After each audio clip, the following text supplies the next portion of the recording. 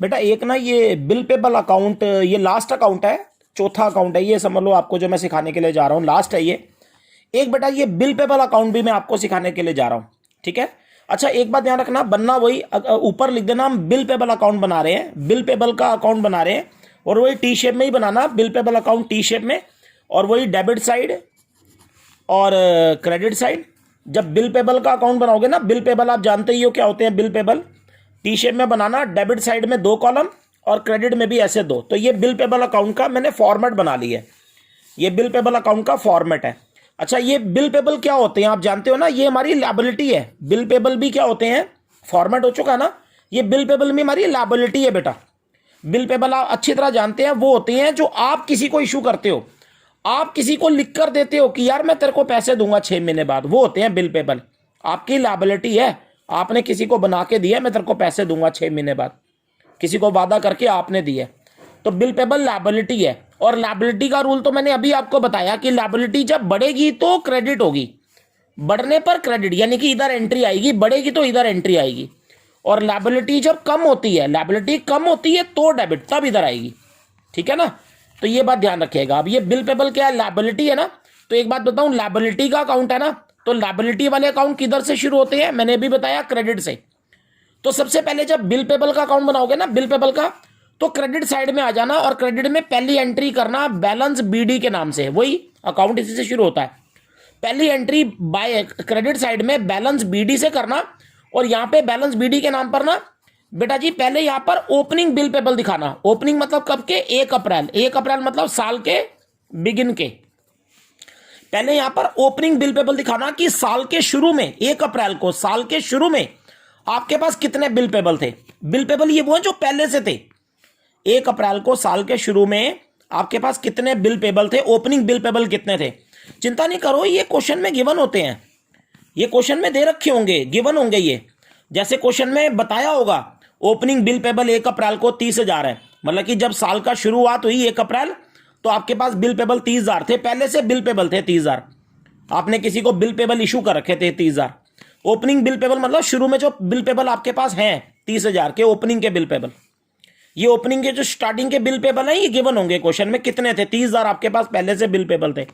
तो यहां पे पहले बिल पेबल ओपनिंग के दिखा देना जो क्वेश्चन में दे रखे होंगे, बीडी के नाम से दिखाना, बैलेंस बीडी, लेकिन ओपनिंग बिल पेबल जो शुरू में आपके पास है। अच्छा बिल पेबल की शुरुआत क्रेडिट में बैलेंस बीडी से करना। अब इसका बीडी कहां दिखाया, क्रेडिट में, तो अकाउंट का एंड किससे होता है, अकाउंट का एंड बैलेंस सीडी से।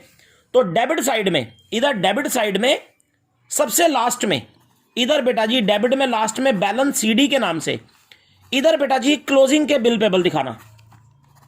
क्लोजिंग बिल पेबल का मतलब यहां पे क्लोजिंग के 31 मार्च के, कि साल के एंड में 31 मार्च के बिल पेबल दिखा देना। ये भी क्वेश्चन में गिवन होते हैं कि क्लोजिंग में, एंड में, साल के एंड में आपके पास कितने बिल पेबल थे, क्लोजिंग में आपके पास कितने बिल पेबल थे।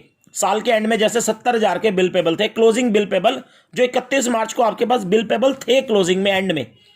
ये क्वेश्चन में गिवन होंगे कि एंड में आपके पास 70,000 70,000 के बिल पेबल है क्लोजिंग में बचे हुए, ये बचे हुए बिल पेबल है, और ये जो ओपनिंग में थे वो हैं ये बचे हुए। तो जब बिल पेबल अकाउंट बनाओगे तो सबसे पहले ऐसे बीडी दिखा देना ओपनिंग के बिल पेबल, और यहां सीडी में क्लोजिंग के बिल पेबल दिखा देना, एंड के बिल पेबल कितने थे और शुरू में कितने थे। अच्छा बिल पेबल अकाउंट तैयार है। अब इस बिल पेबल अकाउंट के बारे में ना वही बात दोबारा से, ये बिल पेबल का अकाउंट है, इसको थोड़ा ध्यान से समझना। देखो मैं, बिल पेबल क्या होता है आप मुझे बताओ, लायबिलिटी है ना।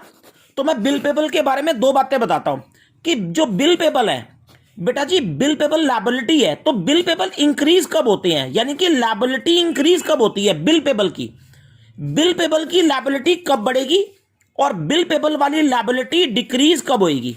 तो मैं उनके रीजन बता रहा हूं। देखो बिल पेबल कब इंक्रीज होंगे, बिल पेबल की, इस पे ध्यान मत दो, बिल पेबल की लायबिलिटी, बिल पेबल वाली लायबिलिटी आपकी इंक्रीज कब होगी मैं बताऊं बेटा जी, जब आप किसी को बिल पेबल ना इशू करके देते हो क्रेडिटर्स को।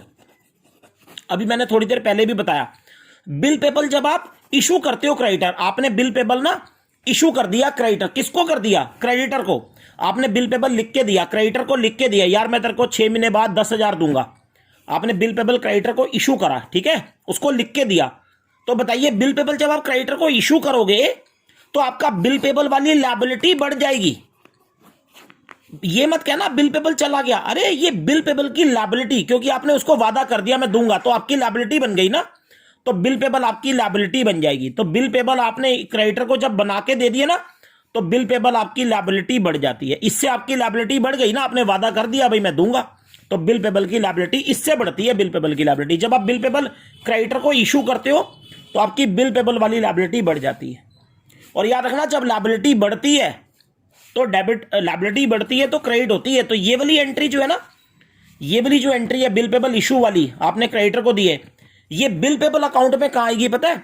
बिल पेबल अकाउंट के क्रेडिट में आएगी। और यहां नाम क्या आएगा बिल पेबल के क्रेडिट में बताऊं? By creditor account, creditor account के नाम से आएगी। आएगी क्रेडिटर के नाम से। किसकी है ये? बिल पेबल इशूड करने की। आपने जो बिल पेबल इशू करे क्रेडिटर्स को, क्रेडिटर्स को ही करे ना, तो नाम क्रेडिटर का ही आएगा, लेकिन ये बिल पेबल इशू की है। इससे आपकी बिल पेबल वाली लायबिलिटी बढ़ती है, तो लायबिलिटी बढ़ेगी तो ये क्रेडिट में आएगा। अच्छा, बिल पेबल वाली लायबिलिटी कम कब होगी? सिर्फ दो ही बचे हैं, ज्यादा बड़ा नहीं है। बिल पेबल वाली लायबिलिटी कम कब होगी? लायबिलिटी कैसे उतरेगी? देखो मेरी बात सुनो, खुद सोचो। बिल पेबल क्या तुम्हारे सिर पे लायबिलिटी है, लायबिलिटी डाउन कैसे होगी? ये वाली बिल पेबल वाली।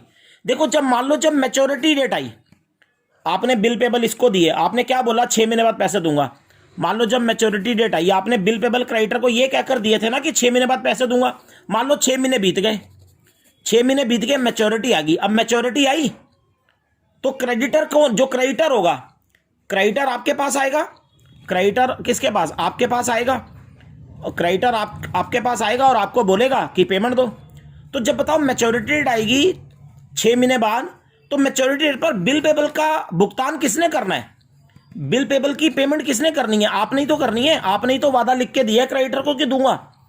तो मैच्योरिटी डेट आई 6 महीने बाद, तो आपने बिल पेबल की पेमेंट कर दी, आपने बिल पेबल का कैश पे कर दिया।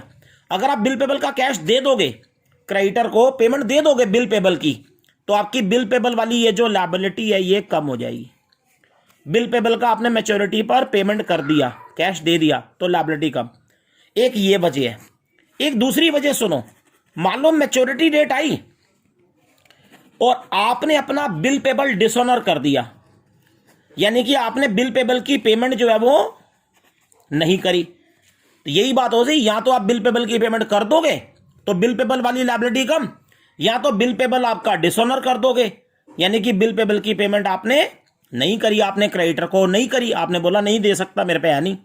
ये आपने करा है डिसऑनर, आपने बिल पेबल की पेमेंट नहीं दी क्रेडिटर को। अब आप बिल पेबल की पेमेंट अगर क्रेडिटर को नहीं दोगे ना, तब भी बिल पेबल वाली लायबिलिटी आपकी खत्म हो जाएगी।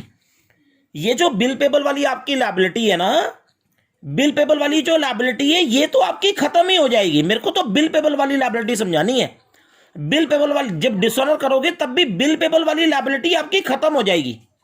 हाँ, इसकी जगह आपकी पता कौन सी लायबिलिटी चढ़ जाएगी? क्रेडिटर वाली, क्रेडिटर वाली लायबिलिटी बन जाएगी। वो क्रेडिटर बन जाएगा आपका, आपने उसको पैसा देना है। क्रेडिटर वाली लायबिलिटी तो बन जाएगी, लेकिन बिल पेबल वाली लायबिलिटी आपकी तब भी उतर जाएगी। देखो, बिल पेबल वाली जो लायबिलिटी है वो कम कब होती है, डिक्रीज कब होती है? अगर आप बिल पेबल की पेमेंट कर दो या बिल पेबल डिसऑनर कर दो, दोनों सूरतों में बिल पेबल की लायबिलिटी कम हो जाती है। देखो, ये अगर डिसऑनर कर दोगे तो लायबिलिटी बिल पेबल वाली उतरेगी, मैं कह रहा हूं, लेकिन इसकी जगह ये लायबिलिटी तो गई, लेकिन कौन सी चढ़ गई? क्रेडिटर वाली, क्योंकि वो आपका क्या बन जाएगा? वो आपका फिर से क्रेडिटर बन जाएगा ना, वो फिर से क्रेडिटर बन जाएगा। आपने उसको देना है ना, पैसा तो दिया नहीं, तो क्रेडिटर वाली लायबिलिटी चढ़ती है, लेकिन बिल पेबल वाली लायबिलिटी तो उतर ही जाती है। तो बिल पेबल की लायबिलिटी कब कब कम होती है? दो वजह है, पेमेंट करने से या डिसऑनर करने से। अब ये बिल पेबल की लायबिलिटी कम हो रही है ना दोनों में, तो लायबिलिटी जब कम होती है तो डेबिट होती है, आप जानते हो। तो ये जो दो एंट्री है ना, बिल पेबल पेमेंट करने की और डिसऑनर की, ये दोनों एंट्रियां पता कहां आएंगी? ये दो एंट्रियां जो हैं, ये वाली जो दो एंट्रीज हैं, ये बिल पेबल अकाउंट में, बिल पेबल अकाउंट के डेबिट में आएंगी, क्योंकि इससे लायबिलिटी कम हो रही है ना, तो डेबिट होगा।